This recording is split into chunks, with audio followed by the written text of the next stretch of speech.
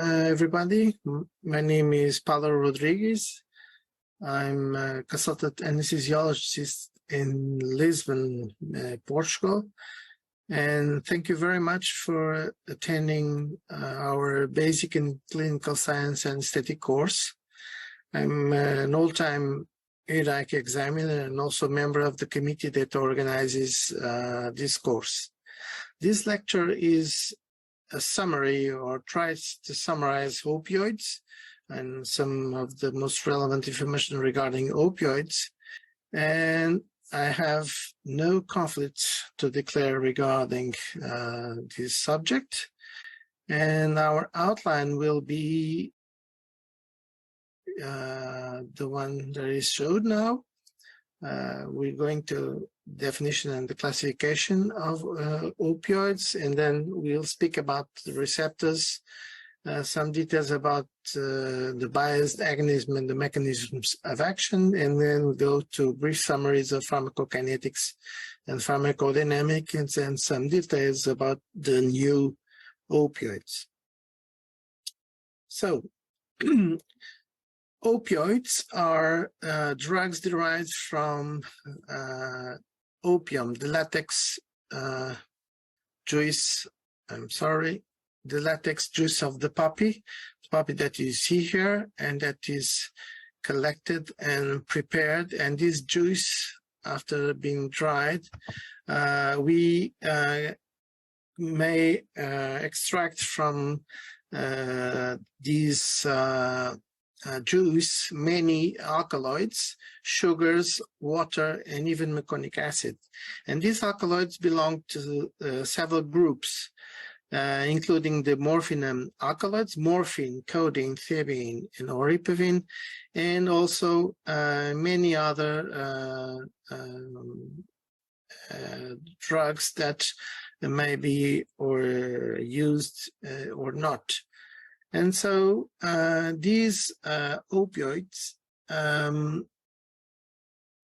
may be classified in several ways.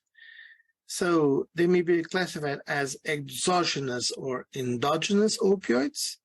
And regarding the exogenous, in the way they are synthesized, about their chemical structure, the potency, the type of affinity for the receptors, and its effect at the opioid receptor. So there are several different ways of classifying opioids. And for instance, regarding exogenous opioids and the way they are synthesized, they may be classified as naturally occurring, and the one, as I said before, more used is morphine. And then there are the semi-synthetic, like the theanine derivatives, atropine and buprenorphine, and the ones that are fully synthetic. And these are the ones that we most use today, mainly the phenylpiperidine derivatives, such as meperidine, fentanyl, sufentanil, alfentanil, and remifentanil. And according to their chemical class, they can be classified as the phenanthrones, the benzomorphins, the piperidines, and the diphenylheptanes. And of course, this is important just for you to understand that the ones that we use mostly today are from the group of the piperidines, such as alfentanil, fentanyl, remifentanil, and sufentanil, and also the ones that come from the chemical class of the phenanthrones. And by its potency and based on the plasma concentrations at which the opioids exert their effects, and taking morphine as the base for considering the relative potency of all the others, it is important to know that our most used opioids, such as fentanyl, are much more potent than morphine. So fentanyl is about 100 times more potent than morphine, sufentanil 1,000 times, alfentanil about 20 times more potent than morphine, and remifentanil about 100 times more potent than morphine. So they may be classified as the strong opioids, the ones I've mentioned now, the ones with intermediate potency like morphine, methadone, and buprenorphine, and the ones that are weak like codeine, hydrocodone, dextropropoxifen, and tramadol. Regarding the affinity for the receptors, they may be classified as agonists, so pure agonists, such as morphine, meperidine, fentanyl, etc. The ones that have antagonists and antagonists or partial agonist effect, like the one as buprenorphine that we use regularly. The ones that are total antagonists, like nalorphine, naloxone, naltrexone, and the ones that are nowadays classified as the biased agonists, such as oliceridine. So what is this of the biased agonists? It's drugs that or compounds that stabilize a conformation of the target receptor, in this case the mu opioid receptor, causing it to preferentially couple with a specific intracellular pathway while not coupling to others. We'll come to this later on in this lecture. So a biased opioid has the potential to act as an agonist for a certain pathway and eventually simultaneously being inert or even displaying inverse efficacy for the other pathway of the receptor effect. Finally, we have endogenous opioids, and these are agents found throughout the body that act on an opioid receptor, and we know three main classes, the enkephalins, endorphins, and dynorphins, that have different affinities for the opioid receptors. They are involved in a variety of regulatory functions, such as nociception, stress, emotions, hedonic responses, and on the modulation of thermoregulation, breathing, neuroendocrine function, gastrointestinal motility, and immune responses. Opioid receptors act on these, opioids act on receptors, which are peptides. And we do know that are three main opioid receptors from the mu opioid receptor class, mu1, 2, and 3, and also the K opioid receptor, core COP, or the delta opioid receptor, and the orphanine nociception receptor, and this is the one and only that is not sensitive to naloxone. These receptors are distributed throughout the brain and the spinal cord, and also outside the central nervous system, such as vascular tissues, cardia, airway, lung, gut, and on cells of the immune system. So what happens when an opioid, an agonist, binds to the receptors? So let's see in this image the left side of the image, this one. So after binding to the agonist, it causes a dissociation of the G protein into alpha and beta delta subunits, and this inactivation, this dissociation causes the inactivation of calcium channels and the activation of potassium channels, inhibition of adenyl cyclase, and the stimulation of mitogen protein kinases. So an opioid that has a bias towards this G protein signaling has been linked to the anti-nociceptive or analgesia profile. On the contrary, if you look at the right side of the picture, so the other pathway, it's the B-arrestin signaling pathway. So here what happens is this activation of G protein receptor kinases leads to the internalization and desensitization of opioid receptors and the activation of mitogen-associated protein kinase in cascade, which comes to a bias of, towards the beta-arrestin and the activation of this pathway has been linked to the side effect profile of opioids. So actually, if you have a pure and unbiased agonist that interacts equally both pathways, the left pathway and the right pathway, so you will have a drug that has both effects, analgesia and also the side effects. But if you have an opioid that has more predominant actions on the left pathway, you will have more analgesia and less side effects.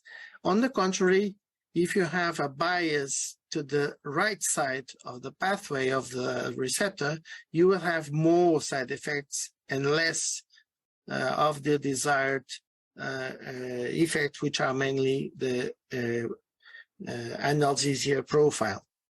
So this is what we call nowadays the biased agonism at the mu-opioid receptor, which is being subject of extensive investigation. So how does analgesia comes? Opioids may produce analgesia through peripheral mechanisms, so immune cells infiltrating the inflammatory sites may release endogenous opioid-like substances that may act on opioid receptors locally, located primarily on the sensory neuron, and then I'm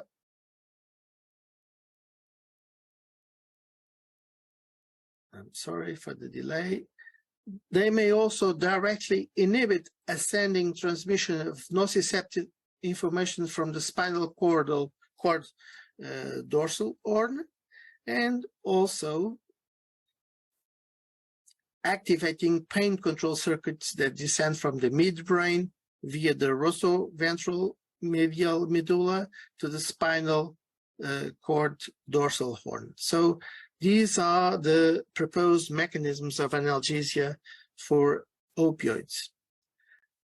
So regarding pharmacokinetics and a summary of pharmacokinetics, you must remember that opioids are weak bases, which are dissociated to an ionized and base fraction, which are dependent on the pH of the tissues and the pKa of each drug. So the ionized fraction is less lipid soluble and will be attached to plasma proteins and not available to diffuse to the action site, which contains the receptors.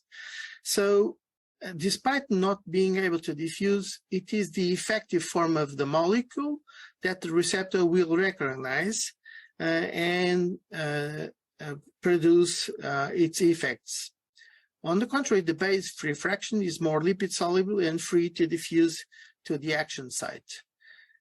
After IV injection of an opioid, you have an initial rapid peak in plasma concentration, and the changes over time can be described by non-compartmental and compartmental pharmacokinetic models. So lipophilic opioids with low protein binding affinity, such as fentanyl and sufentanil, which have a very high volume distribution of approximately 300 liters, will have a main effect caused by redistribution, accounting for the loss of analgesic effects in drugs such as these ones.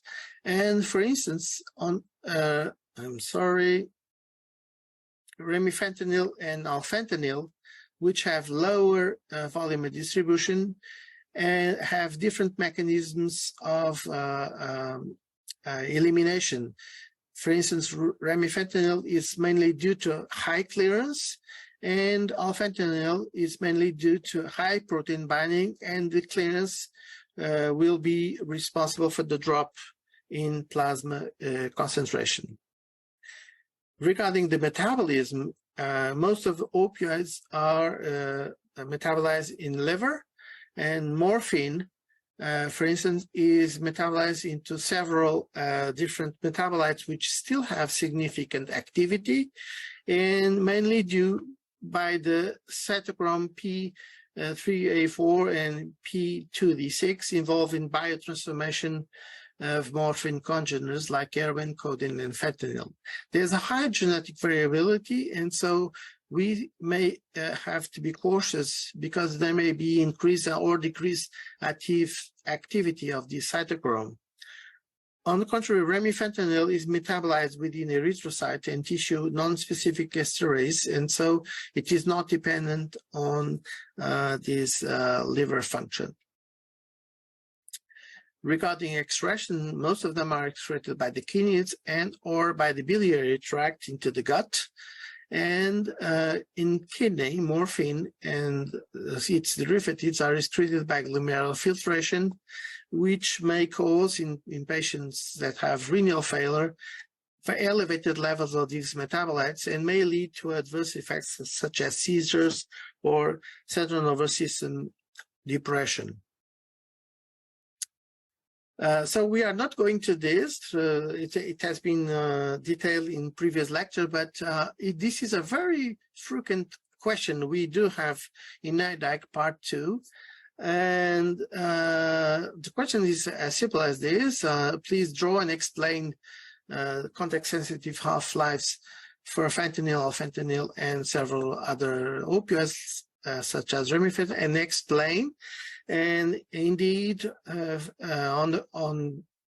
contrary to remifentanil, the ones such as fentanyl accumulates with time, and due to its pharmacokinetic properties, and you will have to explain why.